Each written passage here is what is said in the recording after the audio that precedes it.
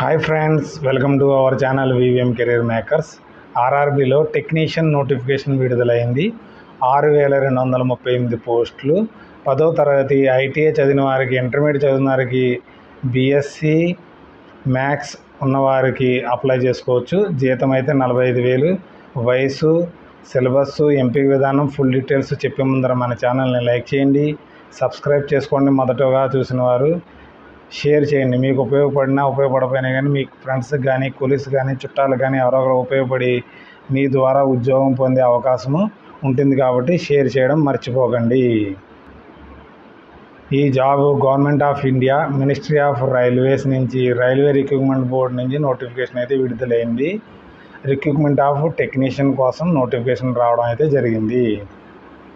Total వేకెన్సీలు చాలా రకాల వేకెన్సీలు ఉన్నాయి. సిగ్నల్ అని, మెషిన్ అని, బ్లాక్ స్మిత్ అనేసి చాలా రకాల వేకెన్సీలు ఉన్నాయి. అన్నీ కలిపి మనకి 6238 పోస్టులు అయితే రావడం జరిగింది. ఇక్కడ వేకెన్సీలు లిస్ట్ అయితే 30 రకాల పోస్టులు అయితే ఉన్నాయి. దీనికి ఆన్లైన్ అప్లికేషన్ పెట్టుకోవడానికి 28/6/2025 నుంచి మొదలైంది. ఈ నెల 28/7/2025 రాత్రి 11:59 దాకా అప్లై చేసుకోవచ్చు. ఫీజు పేమెంట్ చేయడానికి 30/7/2025. ఏదైనా కరెక్షన్స్ ఉంటే చేసుకోవడానికి ఆగస్టు 1 నుంచి 10వ తరగతి దాకా అప్లై చేసుకోవచ్చు. తర్వాత స్క్రాప్ క్యాండిడేట్స్ వారు పోర్టల్లో అప్లోడ్ చేయవలసి ఉంటుంది 11/8/2025 నుంచి 15/8/2025 వరకు.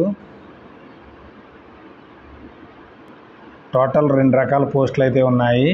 టెక్నీషియన్ గ్రేడ్ 1 సిగ్నల్కి మనకి శాలరీ అయితే మనకి ఇక్కడ 50,000 నుంచి శాలరీ అయితే మొదలవుతుంది. టీఏలు, డిఏలు అన్నీ కలుపుకొని. ఏజ్ 18 నుంచి 33 సంవత్సరాలు ఓసీ క్యాండిడేట్ అప్లై చేసుకోవచ్చు.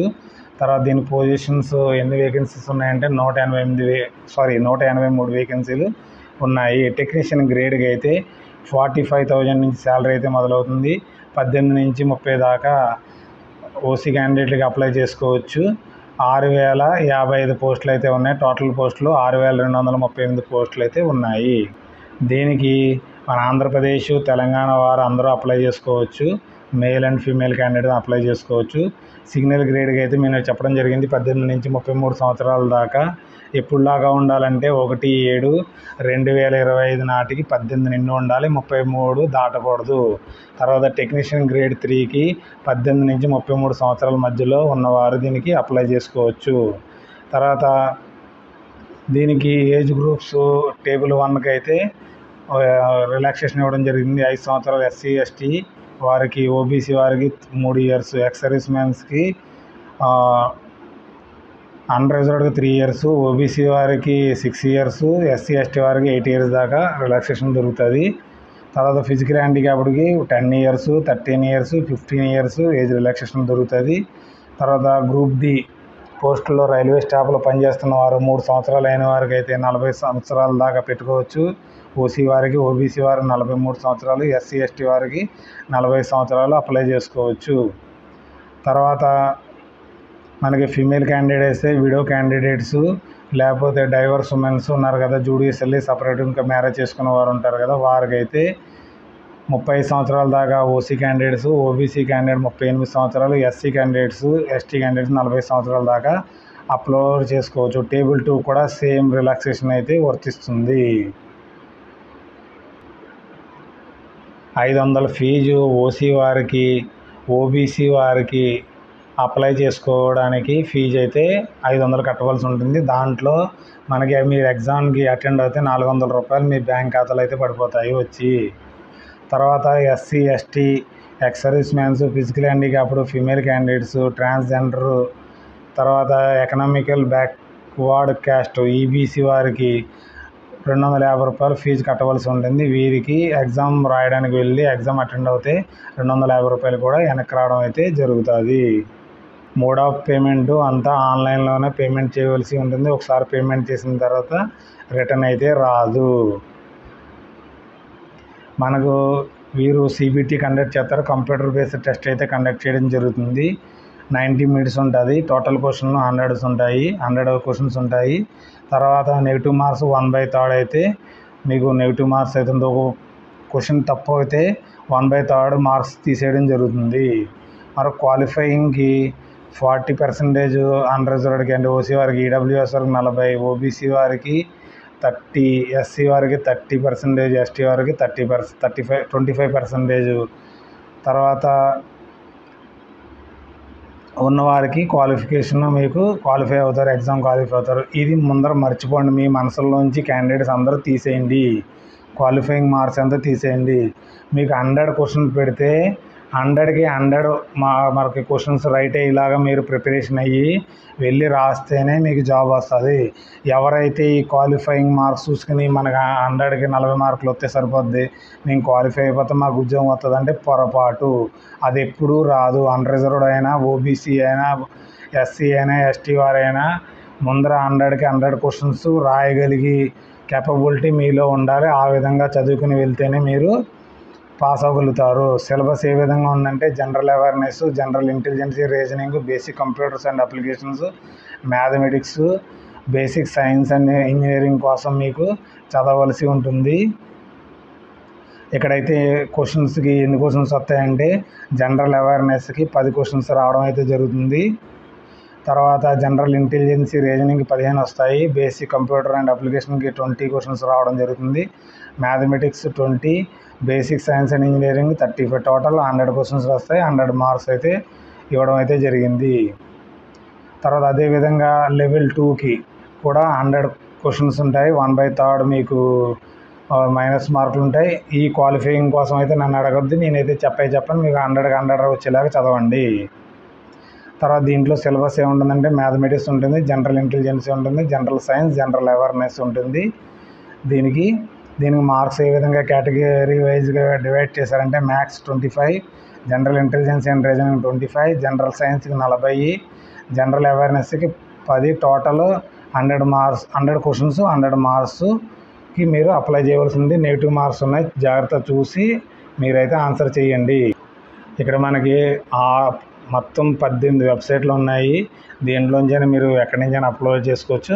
మ్యాక్సిమం సౌత్ వారు సికింద్రాబాద్ నుంచి అప్లై చేస్తారు. ఎక్కడ వేకెన్సీ ఉంటే అక్కడ అప్లై చేసుకోండి. అక్కడ అప్లై చేసుకుంటే మీరు అక్కడికి వెళ్ళి అయితే జాబ్ చేయవలసి ఉంటుంది. తర్వాత ట్రాన్స్ఫర్ అయితే పెట్టుకోవచ్చు. మీరు క్వాలిఫికేషన్ టెక్నీషియన్ గ్రేడ్ 1కి అయితే మనకి మీరు బ్యాచిలర్ ఆఫ్ సైన్స్, ఫిజిక్స్ కానీ, ఎలక్ట్రానిక్స్ కానీ, కంప్యూటర్స్ కానీ, డిగ్రీలో ఫిజిక్స్ కానీ, ఎలక్ట్రానిక్స్ కానీ, కంప్యూటర్స్ కానీ ఉన్నవారైతే దీనికి అప్లై చేసుకోవచ్చు అనేసి ఇవ్వడం అయితే జరిగింది. లేకపోతే 3 ఇయర్స్ డిప్లొమా ఉన్నవారు కూడా దీనికి అప్లై చేసుకోవచ్చు. టెక్నీషియన్ గ్రేడ్ ట్రాక్ మిషన్కి దీంట్లో రకరకాలుగా ఉన్నాయి.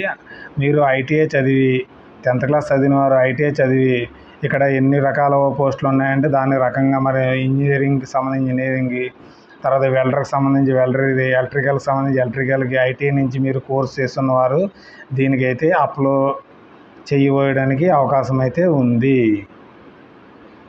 టోటల్ మనకి 30 వేకెన్సీలు, 30 రకాల పోస్టులు ఉన్నాయి. ఐటీఐ చదివిన వారు అందరూ దీనికి అప్లై చేసుకోవచ్చు. తర్వాత మనకి వేకెన్సీ పొజిషన్స్ ఎక్కడ, ఏ రీజన్లో మనకి ఎన్ని పోస్టులు ఉన్నాయి అనేసి ఇక్కడ పూర్తిగా డీటెయిల్స్ అయితే ఇవ్వడం అయితే జరిగింది. ఈ నోటిఫికేషన్ నేను డిస్క్రిప్షన్లో పెడతాను. డిస్క్రిప్షన్లో చూసి మీరైతే దీనికైతే అప్లై చేసుకోండి. జనరల్కి ఎన్ని ఉన్నాయి, కలకత్తా రీజన్లో ఏమున్నాయి, సికింద్రాబాద్ రీజన్లో ఎలా ఉన్నాయి, మాల్దా రీజన్లో ఎలా ఉన్నాయి వేకెన్సీలు, ఎక్కడ వేకెన్సీలు ఎక్కువ ఉంటే మీరు అక్కడ పెట్టుకోండి. మీకైతే అక్కడ జాబ్ అయితే ఇవ్వడం అయితే జరుగుతుంది. మీరు అక్కడికి వెళ్ళి జాబ్ చేయవలసి ఉంటుంది. లేదు మనకు అన్నీ అవసరం లేదు, మేము సికింద్రాబాద్ రీజన్లో పెట్టుకుంటే మన సికింద్రాబాద్ రీజన్లో అయితే మీకు రావడం అయితే జరుగుతుంది. కాబట్టి అప్లై చేయండి. మనము RRB apply.goi.inలోకి వెళ్ళి మనం దీన్ని అప్లై చేసుకోవడానికి అయితే వీలుంది.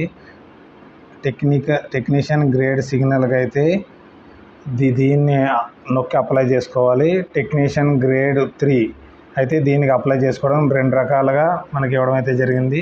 మీరు 2 పోస్టులకి ఎలిజిబుల్ అయితే 2 పోస్టులకి అప్లై చేసుకునే అవకాశం అయితే RRB ఇవ్వడం అయితే జరిగింది.